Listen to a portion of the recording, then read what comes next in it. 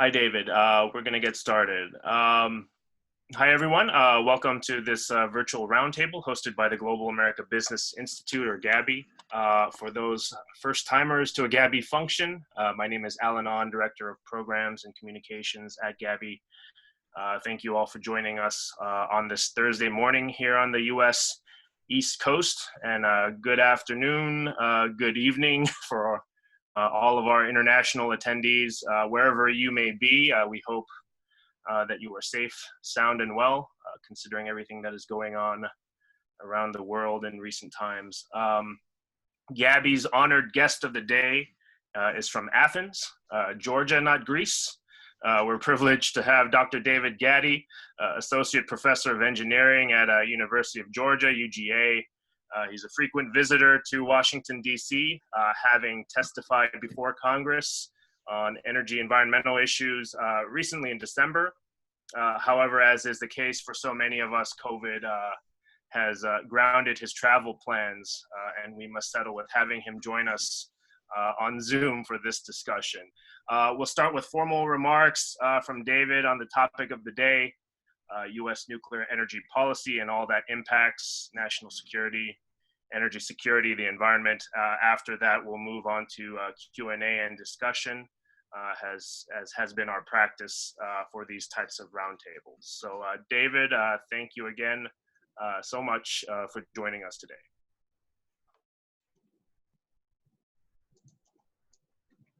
David, can you hear me? Yeah, I'm sorry, Alan. No worries. I apologize. I'm fumbling with the share screen. There it is. I've got it. Okay. I think we should be there now. Yes. Okay. Great. Alan, thank you for the kind introduction, and thank you for inviting me to join you this morning and everybody else with this with this GABI workshop. I won't go into any pedestrian comments about the coronavirus or Athens, Georgia, or anything, but I'm sure as soon as you heard my initial voice, you knew that Alan was not speaking of somebody from Athens, Greece. Clearly, I'm from Athens, Georgia, which is a little south of DC.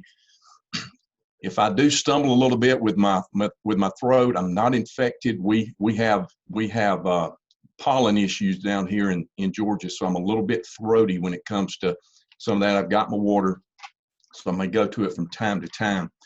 So I want to move right on into what the meat of what we want to talk about today with regard to a strategic view of nuclear power. Let me first begin by pointing out my colleagues here and thanking my colleagues Justin Conrad and Josh Massey, both associated with the Center for International Trade and Security here at the University of Georgia. I happen to be honored to be a senior fellow. That's part of what I do here at the university, in addition to my College of Engineering responsibilities, but I work very, very closely with these folks from International Trade and Security.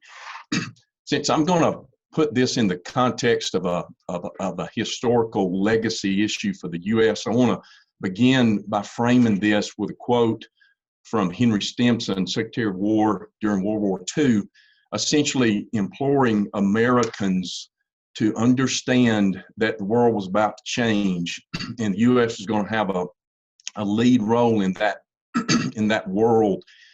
So he encourages here through an article written in Foreign Policy back in 1947 that no longer can public policy in any sector of life be escape the reality that it's going to have to be framed with reference to the world.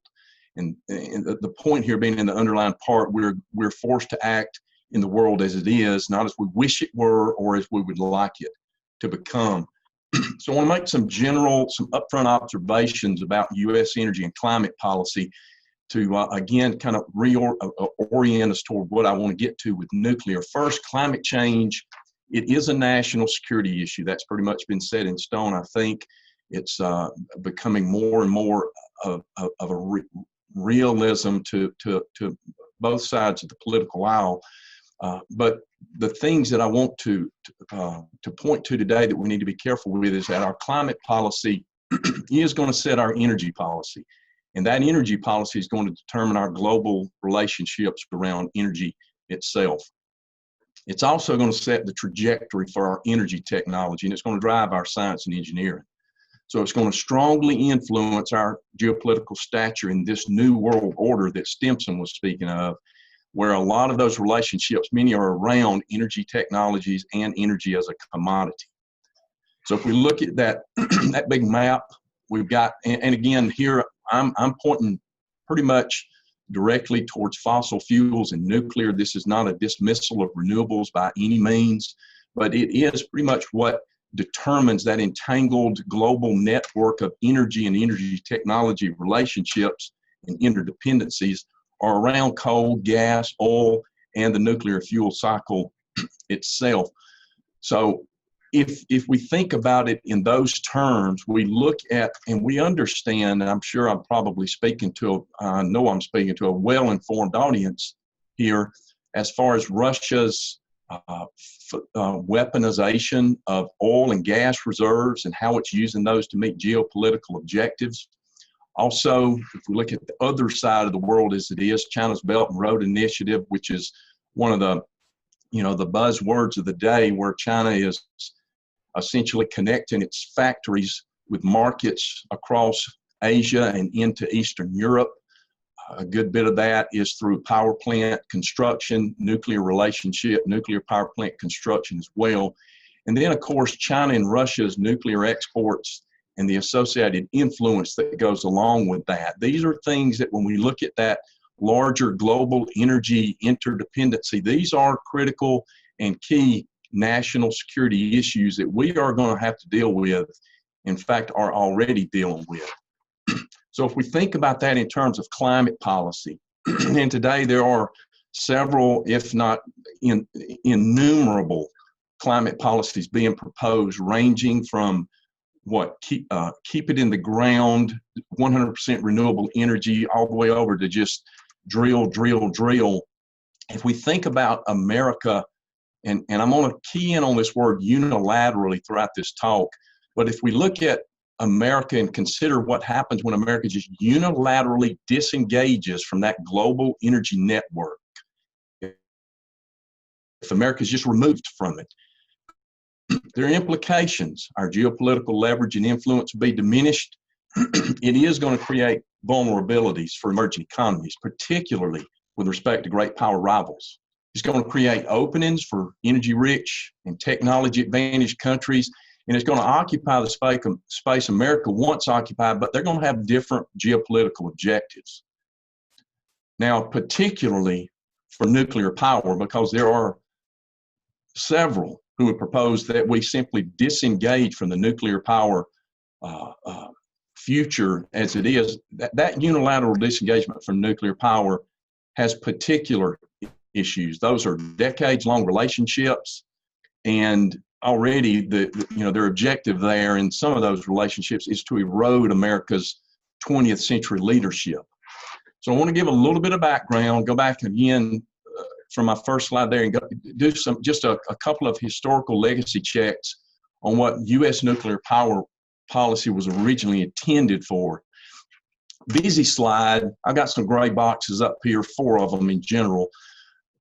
But from the Manhattan Project and forward for the next 10, 15 years, science and engineering with State Department and diplomacy, heads of state and domestic policymakers, these individuals, these early nuclear power policy deliberators, they discussed nuclear power with a long-term view of what were they going to do now that atomic energy science and technology was about to become public information. What were they going to do with it? Now, I've identified here some key nuclear power policy deliberations: the Interim Committee, Atchison Lilienthal Report, Armaments and American Policy, Atoms for Peace, and then the National Security Council Report 5507.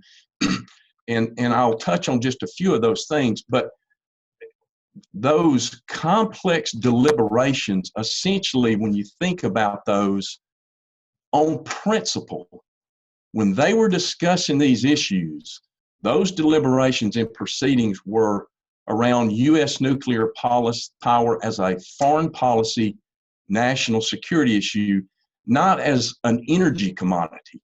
Of course, U.S. nuclear power as a cutting-edge technology was going to be leveraged, but that was not the crux of what those deliberations were about. So, busy slide again, a lot of words, but this will be available when the talk's over. You can read it.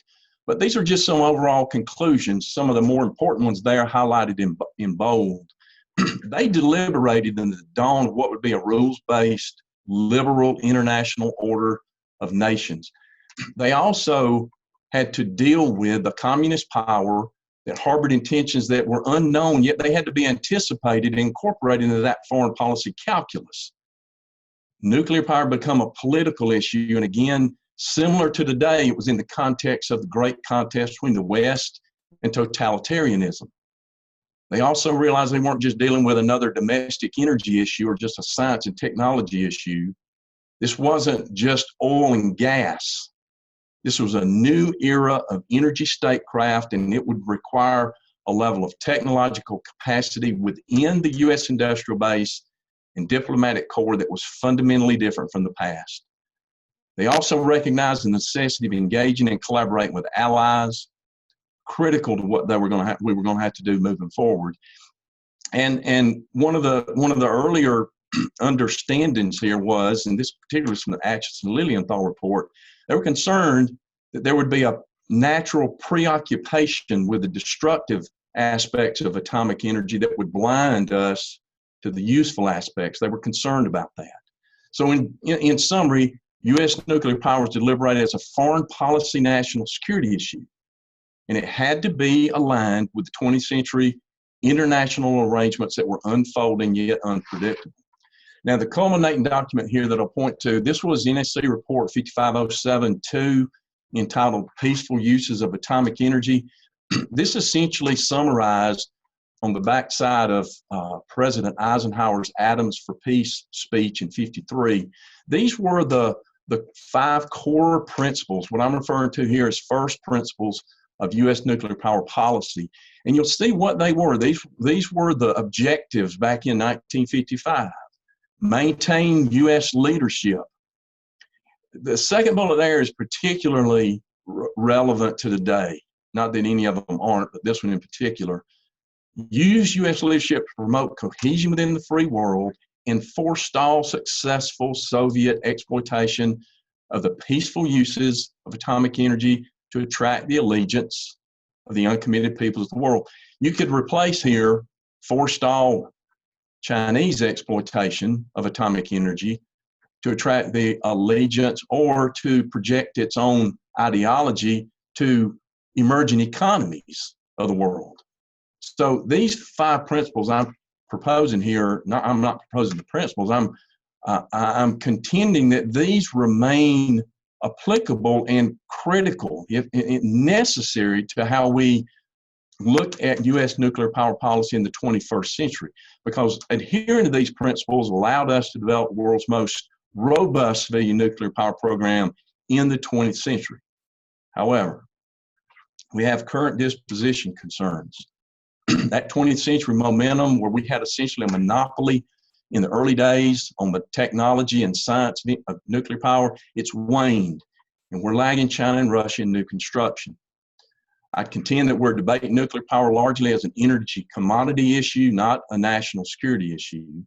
Our allies are experiencing challenges to their own respective nuclear programs, some calling to dial it back, others to eliminate it altogether.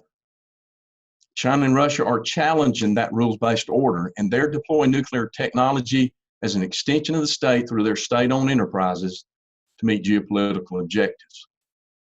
And then add on top of all this, on top of all those things that we just talked about as far as the history and legacy and national security issues, we're going to tack on top of that the national security global issue of climate change, particularly with regard to emerging economies looking to energize and industrialize their economies with more energy consumption. So I'm gonna rush through, not too fast, but I'm gonna give a kind of a big global reality picture of what we're up against on energy and CO2 emissions. Again, the point here being, how are we going to address some of these in the context of our own energy, climate, and nuclear power policy? This is total primary energy consumption and CO2 emissions globally. They're going up. They're not going down. They're not plateauing yet. This is simply going to increase in the foreseeable future. It is primarily 84.7% in 2008, fossil fuels. Again, projected to continue increasing. If we look at and think about the push for renewable energy, and here I've characterized these, or I'm looking at only non-hydro renewables, the push and the narrative oftentimes is that renewables are growing exponentially. The question, however, is, can those renewables suffice for the reliability and the benefits that come with fossil fuel combustion and nuclear power? So even though renewables may be growing exponentially, that really isn't the point. They are growing exponentially. But to scale, when you compare those with fossil fuel consumption, the question really isn't whether or not renewables are growing exponentially. It's whether or not they are or can or are able to close the gap with fossil fuels. That gap between renewable energy and fossil fuels isn't closing. It's increasing. It's been increasing since 1985 and, of course, earlier, but it's essentially about 2 times what it was back in 1985. By region, no surprise here. And this is not finger pointing. Most of those emissions are coming from the developing regions of the Asia Pacific, led predominantly by China, then by India and other emerging economies. And again, not to point fingers or blame, if I was in charge of the Asia Pacific region for economic development, I can't say that I wouldn't do the same thing. You address economic issues, address poverty issues, and then perhaps deal with climate issues later when you don't have a sufficient alternative that matches the reliability of fossil fuels and nuclear. So this is a reality here. These emission trends are increasing in the Asia Pacific. And if we look at it from the 19 years from 2000 to 2018, essentially 90% of the increase in CO2 has been in that region. Whereas over in the more mature, advanced economies, older economies in Europe and the US, those emissions are actually in the negatives. Not worst case scenario, but let's just take the US completely out of the picture. If we zeroed out all US CO2 emissions immediately, overnight, it would reset 2018 emissions to 2006 levels, yet the trend would continue upward. Now, the point here is if climate change was an issue in 06 with US emissions, it's an issue in 18 without US emissions. However, it's not only without US emissions, it is a unilateral disengagement without US influence. So a unilateral disengagement from fossil fuels, it won't substantially impact climate change or reorient that trajectory of emissions, and it won't insulate the US from the impacts. Climate change is not going to get to the US border and stop simply because the US has an aggressive climate carbon reduction policy. So now let's pose the question, what about nuclear power? Maybe some motivating questions. These are a little bit busy, but they're important. Does the U.S. see any value in retaining its 20th century nuclear leadership into the 21st century? Perhaps a little more pointed. Can the U.S., without a competitive nuclear power enterprise or strategy, can it sustain its global maritime dominance and uphold its security guarantees to its allies? Can it retain its position of influence and leadership in the international order and the capacity to change that order? And can it also, at the same time, stand up to the challenges of climate change? Maybe in other words, can the U.S., without a world-class civilian nuclear power enterprise in its industrial base, sustain in a more geopolitically complex and environmentally challenging 21st century what it established in the 20th century with the world's premier civilian nuclear power enterprise? I contend whether or not the U.S. can do this without nuclear power is the wrong question. The relevant question is, should the U.S. even try? If we look at a comparison between the U.S. and China, These are actual numbers on the left-hand side of this graph. This is what the U.S. has generated nuclear power-wise from 1969 to 2018. If we simply allow all existing nuclear power plants to retire after 60 years, and that doesn't even take into account plants that are threatened to shut down prematurely, but if we just simply allow those plants to retire and choose another option for our energy policy, maybe some attempt to go towards renewable energy whole hog, or we just simply let our nuclear plants retire. You see what's going to happen compared with China. Somewhere at the end of this decade, China's nuclear power capacity is just about going to reach the U.S. capacity. Not only does the U.S. at this point not have a plan for backfilling this much reliable zero carbon power generation, the bigger issue with regard to national security is the difference in those two growth curves as far as nuclear expertise. Those opposite directions in industrial bases put the U.S. in a position that could not have been imagined back in the 40s and 50s with those early nuclear power policy deliberators. And it does pose a threat long-term to our national security domestically and abroad. China understands their advantage. Here you can see one of the directors of a Center for Energy Economics at a Chinese university. They know that the traditional giants like the U.S. are retreating, and they know that their strength is their state-owned nuclear enterprises bankrolled by the State Department, because they see those with rich finance and resources and long-term stability and not vulnerable to market risks as our private counterparts here in the U.S. They see that as a major advantage over the U.S. model. Back in December, in fact, I believe this report was posted the day before I testified before Congress back in December. This was put out by the Reagan Institute, a contest for innovation. Many of you have probably already seen it, but this is just a quick excerpt on the contest for innovation globally. They point out here that we've entered into an era of long-term competition with revisionist powers, and a key aspect is going to be around the contest for technological superiority. And it's going to be waged between the two national innovation bases. And it's not only going to determine our national security, but also how the nations of the world interact. So when we talk about U.S. nuclear power and the national security implications, one of the concerns that I have is that perhaps we use that a little bit flippantly from time to time, maybe to just prop up a good argument. It is, of course, critical, but I wanted to point out some of the core reasons why it really is a national security issue. My point here somewhat is we can debate in the U.S. that nuclear is zero carbon, which it is, and it's reliable, which it is, and we should argue till the cows come home that we need to keep our current nuclear power fleet running.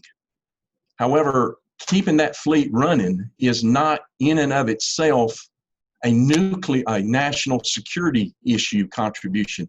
They're more fundamental than that. It's more fundamental. So here it's in part, and this is not an exhaustive, comprehensive list, but nuclear is a dual-use technology. So the primacy, and I'm not saying just be competitive, it's primacy in that technology. It has implications for defense and our industrial base. Those partnerships globally represent decades-long diplomatic opportunities to project soft power and influence in those emerging economies and to promote a rules-based order. Compared with China and Russia, we're losing that comparative advantage. They're doing exactly what we are trying to do, but with different geopolitical objectives. So primacy in nuclear technology has global implications. It does have a role in reducing carbon emissions, and again, climate change is a national security issue. And if for no other reason, nuclear power policy was originally framed as a foreign policy national security issue, not just an energy commodity issue. So with that said, my contention here is that the U.S. civilian nuclear power policy and strategy needs to be realigned to meet foreign policy and national security objectives. We need to shift this debate from nuclear as an energy commodity to nuclear as a national security foreign policy issue. So I'm going to propose 3 core actions here. The first one is to expand the scope of our nuclear STEM, science, engineering, and technology, within the national security industrial base to include the civilian nuclear enterprise. We have the national technology and industrial base. It was established in order to retain access to global technology and industrial capabilities, recognize the importance of our allies, and the need for industrial cooperation, particularly in this regard between Canada, UK, and Australia.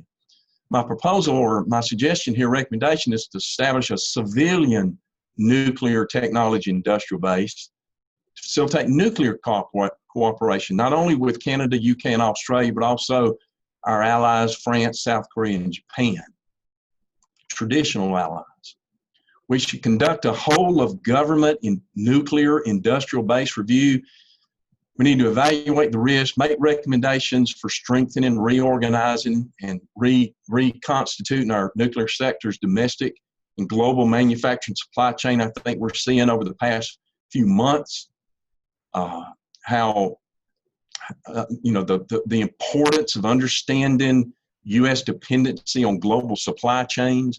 We need to look at this with a view toward meeting 21st century challenges, in particular with a view toward partnering with allies. This could be similar and should be similar to September of 18 Defense Industrial Base Review. This was a product from President Trump's executive order, I think 13806, where he charged for there to be a defense industrial base review to see if, or to evaluate where we were in our industrial base with regard to our defense industry. And I'm saying that we roll that into our nuclear industry as well, and let DOD lead a review of our nuclear industrial base as well. We also need to marshal our U.S. allies, those that have core nuclear expertise and capabilities, into a 21st century coalition of nuclear partners. This will be a shared risk environment for nuclear projects and for research and development. It'll help us with our organizational capacity so that we can compete and win against Chinese and Russian SOEs as the preferred nuclear power partner. It'll be a response to great power competition. Traditionally, our response to great power competition is not what we do. It's not what we do alone. We leverage our greatest asset and advantage over authoritarian powers, and that's our U.S. allies. We need to go into this with our allies in a coalition, an alliance of our traditional allies.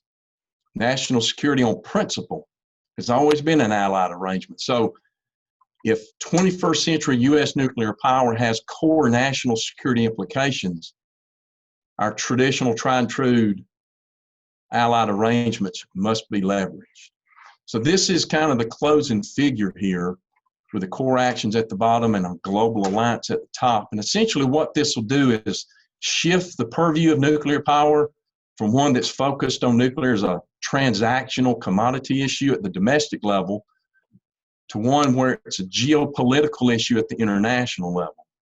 And this transactional to geostrategic shift will project an allied show of force that democratic nations are willing and capable of responding to the challenges of 21st century great power competition for superiority and dominance and primacy in nuclear technology and services.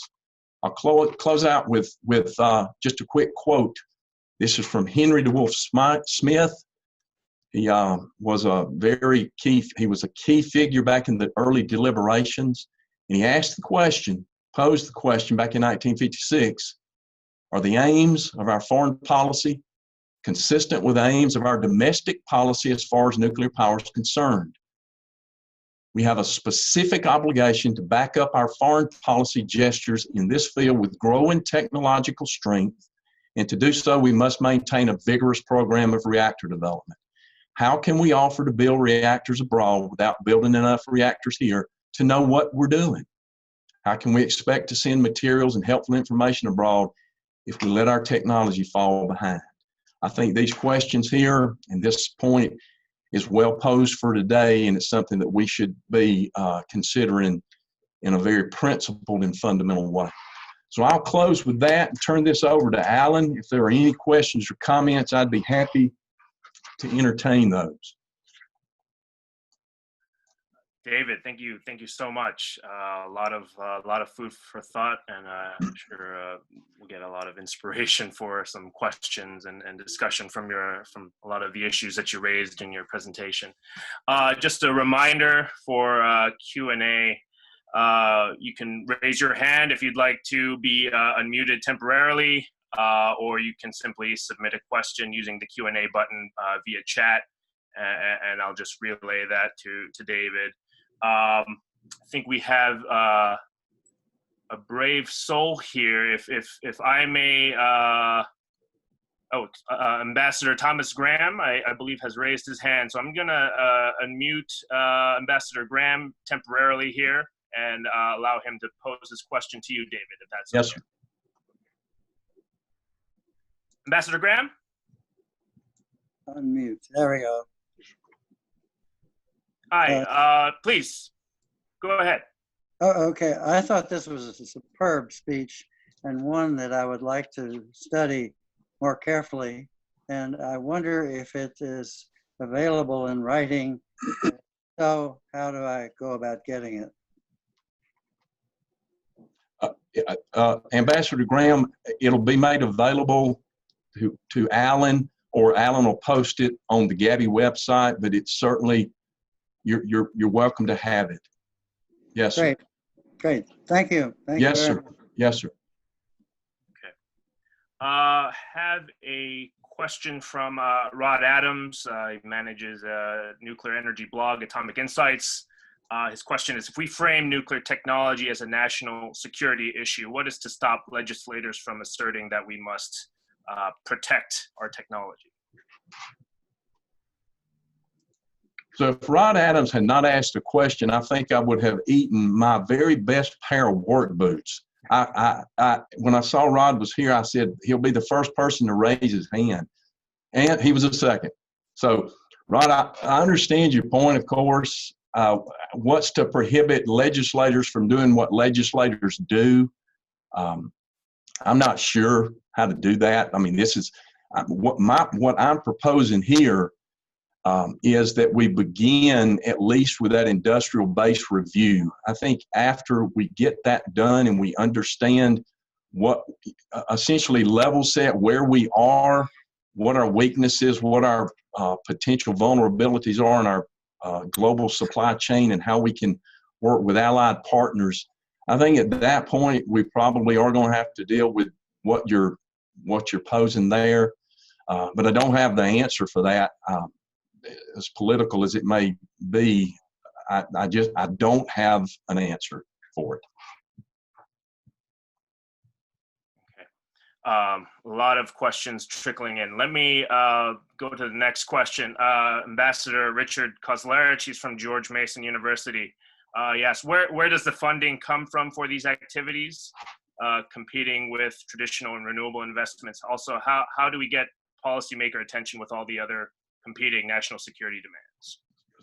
So as far as the funding, the only thing that I have actually proposed that I would count as requiring funding is the industrial base review.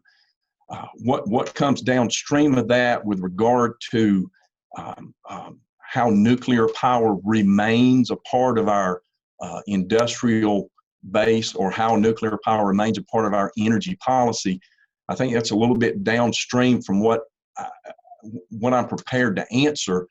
I think again that if we can understand exactly where we are, particularly if we can leverage our allies in this, as I pointed out in the presentation, to try to create a shared risk environment, because it is simply that some of the capital costs for nuclear are just extremely high, particularly when it's compared with something like natural gas, and also when it's compared with renewables. I understand that those costs are high.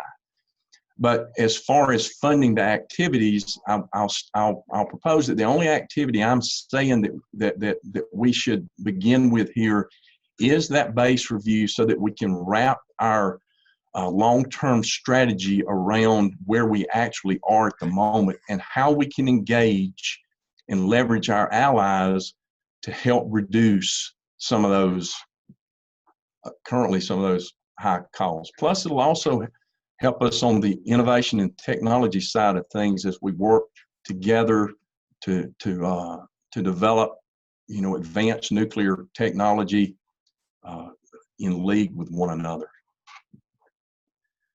I think I have another attendee here raising his hand, so I'm going to temporarily unmute Mr. John Stewart. John, are you? Can you hear us? Yes. Can you hear me? Yes. Yeah. Thank you, David. Excellent presentation. These are things that the Canadian nuclear industry would, many of us would agree with very strongly. I'm Director of Policy and Research at the Canadian Nuclear Association. Right. Canada, as you know, has some pretty vigorous nuclear supply chain capacities right now, because we've had a strong program of reactor refurbishment lately. And our nuclear lab has been renewed as well. So we're looking to deploy that supply chain in 3 streams of small reactor development in the coming decade or two. And at least 2 of those streams would use US technology. We're looking at on-grid pressurized water reactors, we're looking at on-grid advanced reactors, and we're looking at microreactors in remote locations and in industry. And there's also some indigenous reactor technology in the mix, and some third country, UK and other technology. But so far, this has mostly been thought about in terms of domestic deployment in Canada. The export game plan has not been articulated yet. I know people are thinking about it, including myself, but mostly we've been thinking, Canada first, and we'll look at the export market once we get the production line in place.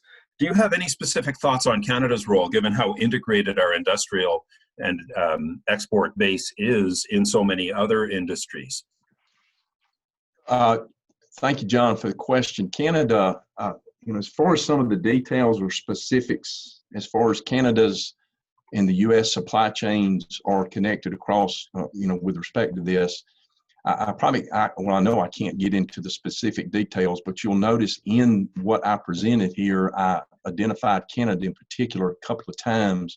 The reason being, and maybe John, as I answer this, if you could at the end of it, maybe share any conversations or what level conversations you or others in Canada have had with U.S. nuclear officials here that actually address some of those supply chain questions. But Canada, and it may be that Ken Bryan is on this call. I know he was listed as one of the attendees. Canada's got one of the more aggressive long-term horizon views for nuclear power.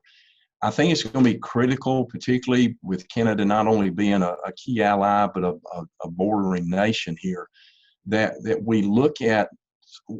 And again, I hate to keep going back to this nuclear industrial base review, but I think if we can do that within the purview of looking at how that is going to unfold with allied partners, I think we're going to be able, or be in a better position, John, to answer some of those questions. I think right now, and have for quite a few years, we've posed those questions. We don't necessarily know the specific answers. We kind of talk about those things in nuance conversations, but I think it's time that we attack this the way we do our defense industrial base, and we raise the level of our nuclear conversation to the same level. Just give me a break there on to the same level as far as national security importance as we do our military conversations. I'm not trying to equate those, But I think as far as importance, I think we've got to get that conversation to that level. And I think doing it perhaps an industrial-based review, maybe in concert with Canada as well, may help answer the specifics there, John. But again, to circle back, what level conversations have you had with U.S. officials over those things? Sure, I'd be happy to answer that. Obviously there are industry to industry conversations. There are laboratory to laboratory conversations. There are regulator to regulator conversations. And at the official level, the strongest dialogue that I'm aware of is that we had a visit in February from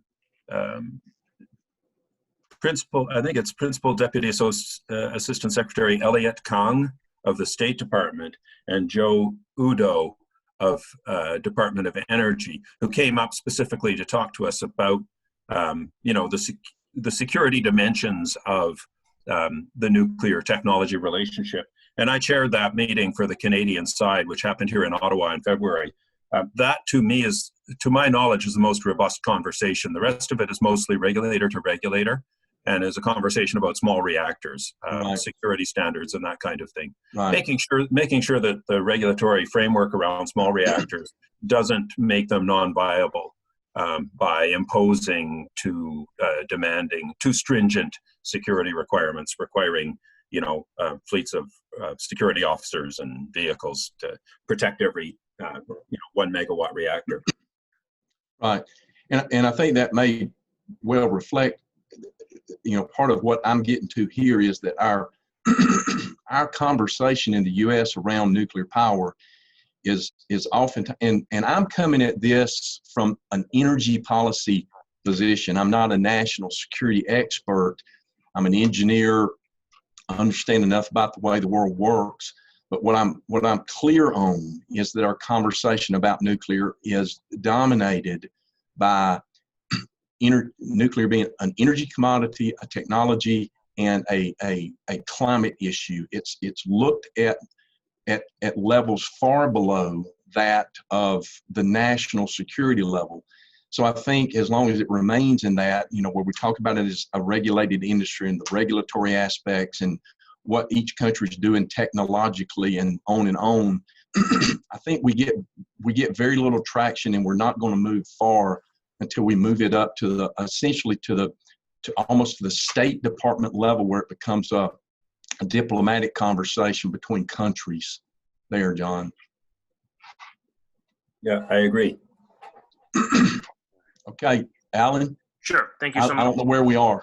Yeah, we're still have a lot of questions coming in, a lot of excellent questions. Let me, I'm going to go out of order a bit. I'm getting a few questions on, David, your reflections on the DOE Nuclear Fuel Working Group report, and maybe your thoughts on what recommendations it may have missed, or what you might add to that to that report. Yeah. So, Alan, I think the group that worked on this, of course, identified so many of the issues that we're up against in the U.S. nuclear sector. They appropriately and just dead on as far as pointing out that we're in trouble for the most part. We have got to get our act together. But I'm going to summarize my one rub here. In the report, I think it was one of the upfront bullets. They actually, and I can't quote it. I'm trying to remember. It had something to do with an industrial review, or it didn't call it a nuclear industrial base review, but it did say something along the lines of an industrial review, analogous to the Defense Department. When I was reading the report, I was reading it hoping that it was actually, and just that report actually came out after, and you'll see in the presentation as I give it to you, Alan, there are 3 references. I've recently co-authored a paper that proposes all these things here. It's in review right now. But I was hoping when I read that report that it was actually going to take the next step and say, conduct an industrial base review analogous to the Defense Department's industrial base review. But if it's there, I didn't see it. So, and I'm going to narrow it down and say, if I would like to have seen the report zero in on that, because I think that it remains a core issue that's going to elevate the conversation again to higher levels. Not to be critical of the report, they had lots of great comments, but I think that moves it into the domain of security, foreign policy, and strategy, which is what we need. I have a question here from Robert Lanza, ICF International. What is the role of private sector nuclear entities in this initiative and the relationship of private sector entities to government entities? I'm assuming with respect to some of your core proposals. Yeah. I mean, they're going to be core central. We have to leverage as we always have. We have to optimize and leverage our capitalist system so that and some of the points that John made just a minute ago with regard to the small reactors and the micro reactors, our U.S. industrial capacity to innovate at those levels needs to be understood and articulated more clearly, so that particularly in the small reactor and micro reactor domain, industry competes, and we essentially then look at exporting best of business or best of technology abroad. That is, as we compete here domestically for better technologies and superior technologies, at some point those winners here in the U.S.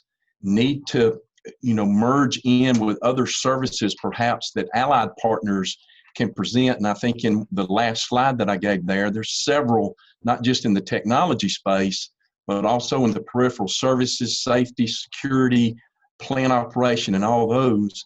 If that can come together into an allied, into an alliance, I think that's going to position us to better project or better compete technologically on the global scale with push-button economies like China and Russia. But again, I'm certainly, I hope I've responded to the question.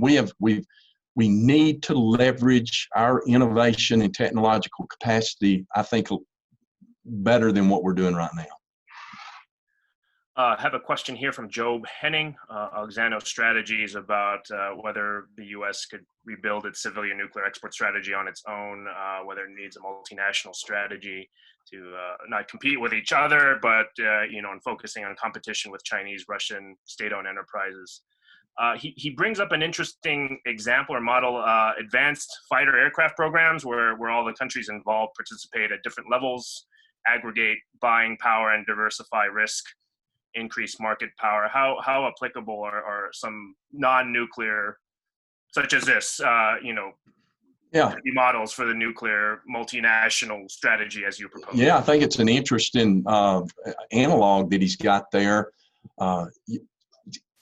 It actually, just trying to read and understand that question, it actually looks like what he's proposing there is one of the, it may be a central conversation piece for looking at examples that are already in place, and again, how we can, without cannibalizing each other and ending our domestic market, how we can actually bring those to bear with our allies and focus primarily on competing with China and Russia instead of competing each other to death.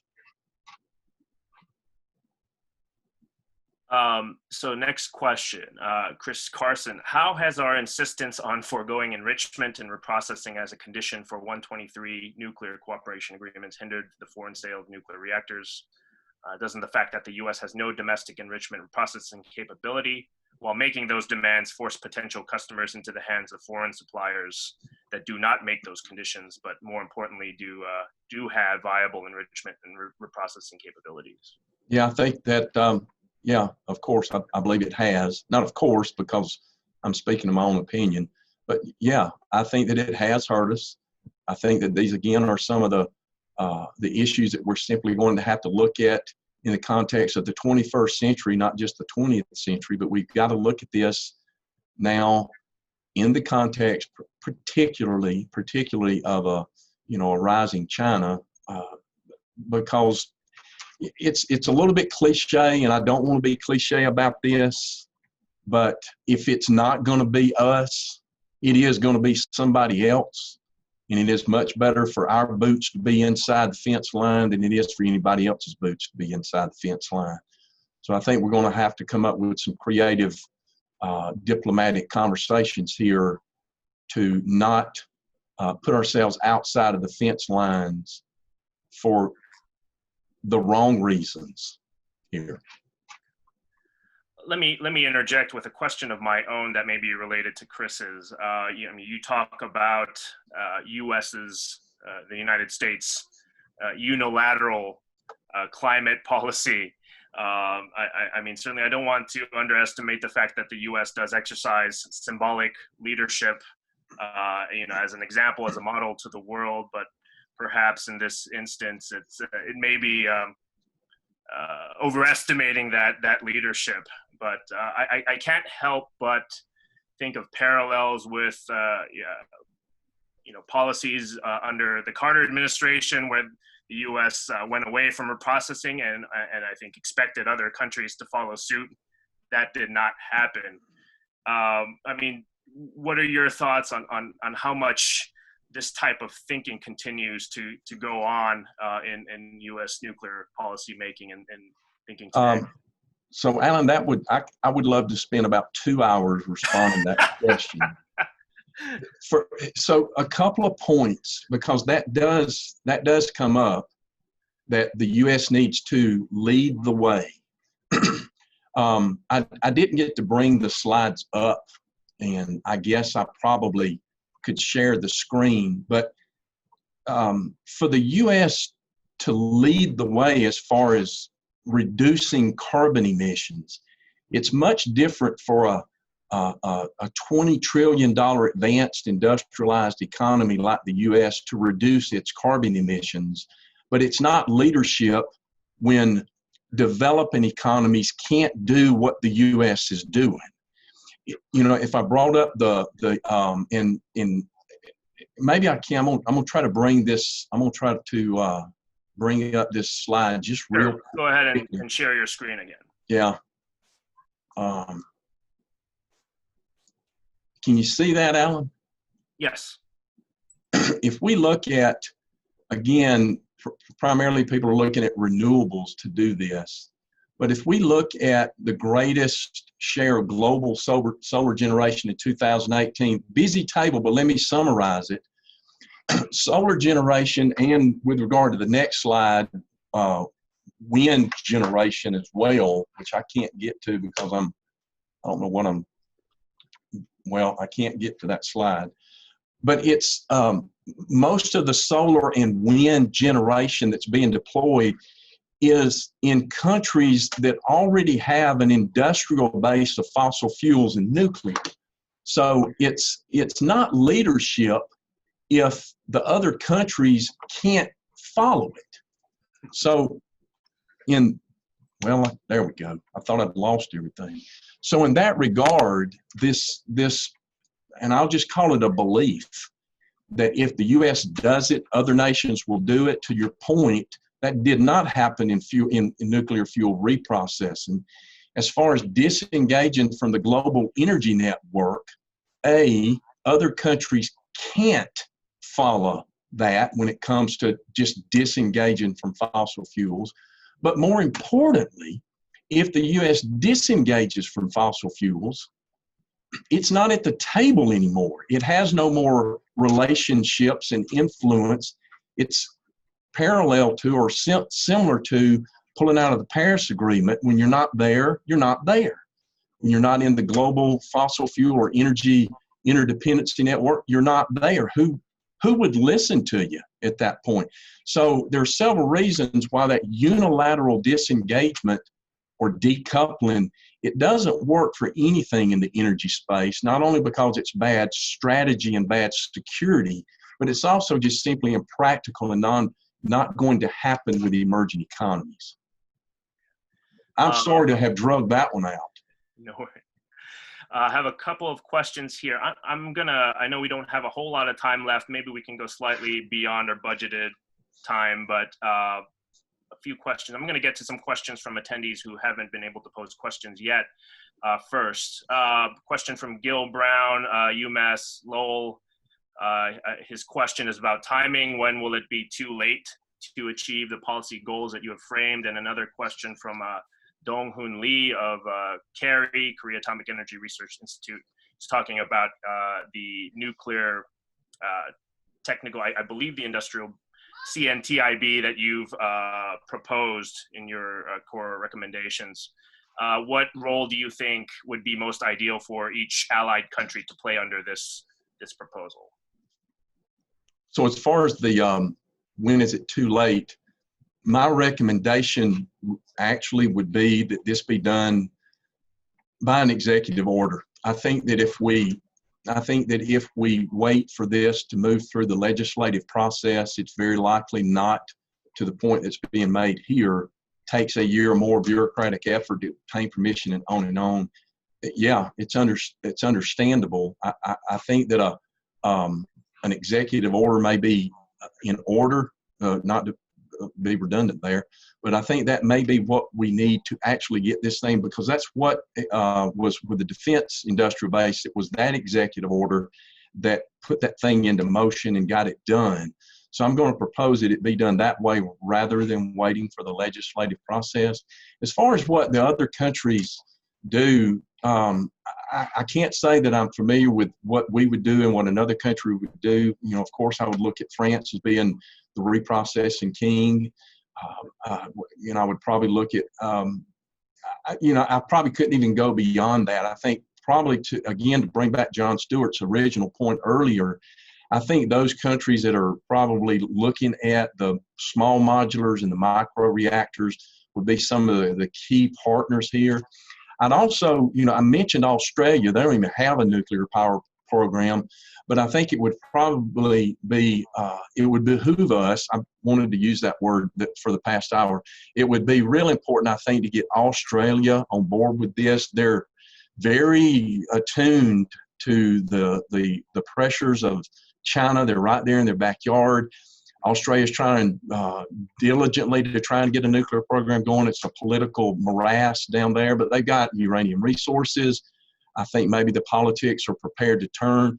So, again, who does what around what? I'm not sure what to point my finger at. But again, if we can do a review of our sector with an allied view, I think we're going to have a much better feel for who's ready to step up and take on particular aspects of this that are going to position us to counter these the great power competition we're up against.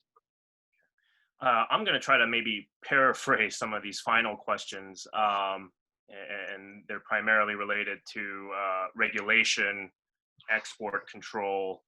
How do we streamline the export control regime within the federal government? And I guess the other question would be about the NRC talking with the Canadian nuclear regulator about regulatory harmonization. What additional steps could be taken to support harmonization in regulatory and safety standards? Yeah. No good answers for me on that, Al. Okay. Again, I think we've got to get our brains really wrapped around where we actually are, what is our status, and essentially what the other countries' statuses, if that's a word, are as well. So, no real answer to specific in the weeds on those things. Again, I think we've got to start with a much broader purview and allow that to take us in that review process down into specific areas where we need to focus more detailed attention. Okay. Maybe a final question of my own related to your central thesis that none of this can really be divorced from foreign policy. And you talked about your proposal of a whole of government industrial-based review based on things done within the Defense Department. maybe just your general reflections, or if you have any specific proposals on how the U.S. government can better coordinate State Department with the other relevant agencies, NRC, DOE, Department of Commerce. Certainly in the past, there have been some interagency coordinating functions. The NSC position that existed under the Obama administration comes to mind. But do you have any other thoughts on that? I think from the perspective of many folks here, probably in this webinar, that there's probably a lot to get on the same page, that a lot of these agencies really are sort of all over the map. Right. So ironically, not ironically, that's probably not the right word.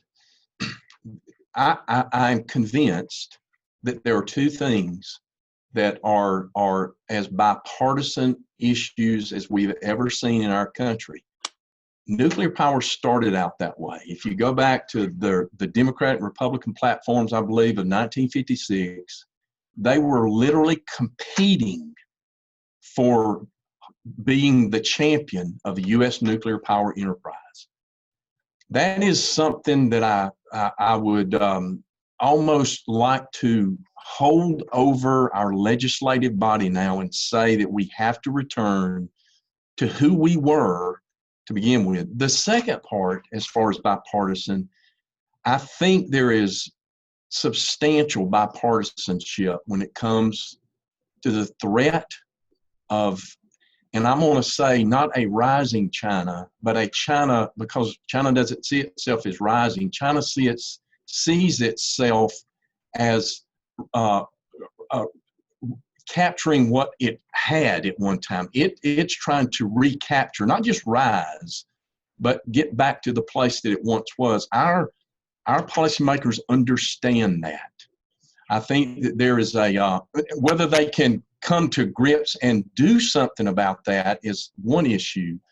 But I think if we can get around the nuclear, the climate, and the rise of China issue, a core group of Democrats and Republicans to just lay aside their R's and D's and reds and blues, to broker that conversation at the State Department level. Alan, I think it's still going to come down to, we've got to get the personalities in the room. It is going to come down to, kind of like it did back in the 40s and 50s, when Vandenberg stood up in the Senate as the Republican who finally broke the ice and said, our oceans are no longer moats. We've got to live in the world as it is. We need that moment again. I have no answers for how to do it, but if it doesn't come out of the mouth of a Republican and a Democrat lockstep, it is going to be too late. David, very unfortunately, I think we're out of time. I wish we could continue this discussion. We've had a lot of great comments, got a lot of suggestions, a lot of great questions. Thank you so much for sharing your time with us today. I think I was unfortunately unable to get to a few questions, comments at the end. If you do have any questions, comments that I was unable to get to, please email me at alanon@thegabby.com. Would be happy to forward those to David or put you in touch with David if that's fine. And will the slides be available? Absolutely. I'll send them to you, Alan, and let you disperse as however you disperse them. Sure. No, thank you so much, David. We'll go ahead and do that. David, thank you so much again for taking your time with us today. Really enjoyed your presentation and the discussion. It was great. Thank you, Alan. Thank you for having me. I appreciate it very much. All right. Thank you so much, David. Thank you very much, everybody.